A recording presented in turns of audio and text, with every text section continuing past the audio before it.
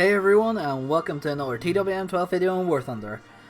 First off, I'd like to say I am pleasantly surprised by this new Phantom FG.MK1. As a player who's a bit of a noob when it comes to air realistic, it's shocking that I can do so well on this. It really is. I've been mainly playing tanks for most of my videos and career in War Thunder, but the Phantom FG.MK1 really has surprised me with its capabilities. Like, for someone who suffers in regards to air realistic experience, the fact I'm able to come out with 2 to 3 kills easy enough shows this plane can do pretty well. So, time to get on with this first impressions video of the Phantom FG.MK1 with a more in detail review coming along the pipeline eventually whenever I get more experience with it, and obviously when I figure out more about it. So first off, I'd like to talk about its weapons payload before I get into the video stuff behind it and all that crap. So obviously you get the flares. I don't know why that's considered an offensive armament, but to me that's defensive, but I just don't know why. So your secondary weapons, it doesn't look extensive, but it's pretty powerful. So usually for ground attack I use this here one, personally speaking. I've had more luck with the bombs than I do with the SNEBs. However, I'm sure an experienced player with more experience than I would probably be able to use these to better effect. So in air realistic, I mainly just use the one cannon and the AM9 sidewinders. However, with the addition of 30G turn air-to-air missiles, I do feel like the sidewinders are becoming a bit outdated. However, I do get some decent kills with them, so I'm not going to complain too much in regards to that aspect. So you can get 108 SNEB Type 23 rockets with, they don't get much, well, 903 grams TNT equivalent, or 0.69 composition B, explosive mass with 300 mil pen. Actually, they're not that bad, they're pretty strong actually. However, if it's purely ground attack, I would favour using 8 times 1000 pound bombs, but that's me. I just prefer the easier route than rockets. But anyways, back onto the Phantom, and while the gameplay is going on in the background. The Phantom, to me, is, well, in my opinion, it is outstanding. It's nice to see the British tree to get more and more love again, and I do believe it needs a lot more love and a lot more reworks, as sadly the British tree always gets fucking nerfed for some weird reason. So, for example, the latest Challenger 2, the 2F, the bottleneck stop in regard to its front lower plate. It was great in the dev server that could stop at DM33, but now it can't stop jack shit except for ATGMs, but that's another rant for another time. Sorry, my voice is a bit on the hoarse side today. Don't know, I think it was because of I was working with stuff yesterday trying to fix stuff out back, and I think I possibly might have inhaled too much chemical fumes.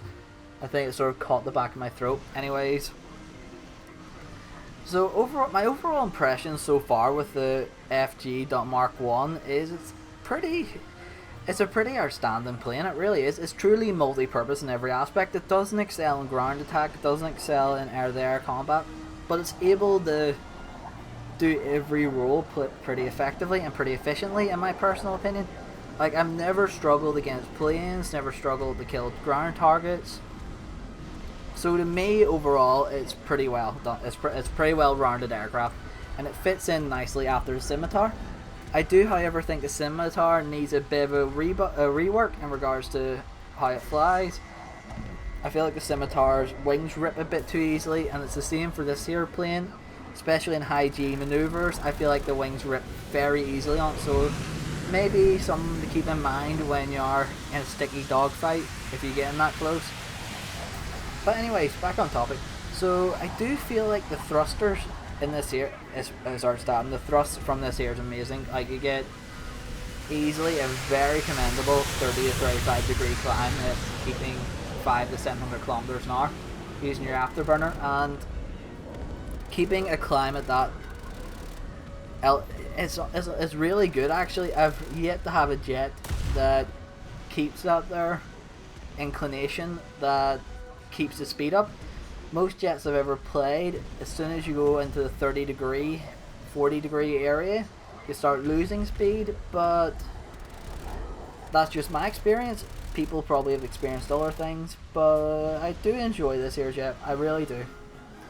I'm struggling to find hard things, like bad things to say about it, because my overall first impressions of it is outstanding in every bloody aspect. It is brilliant in every way. I really enjoyed it. It's fast. It's just multi-role in every aspect. That's the greatest thing about it. It's truly multi-purpose. It doesn't excel in one area. It just excels overall the way it goes. So to me, it's a nice piece of kit that should be added to any British lineup, and not to mention it's got a sexy as fuck skin. Like the skin on it, oh, it's bloody gorgeous. And I hope they don't make this skin a premium one that you have to pay for, but I do believe this skin is very nice, and oh, I'm sorry, but the skin just looks gorgeous. It really does.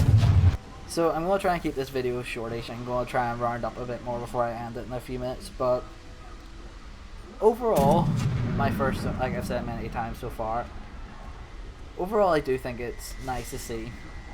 Though I do believe that if they do try to rework this jet, one thing they need to rework on it is how easy the wings tear at the tips. The tips can tear very easily, and the gear.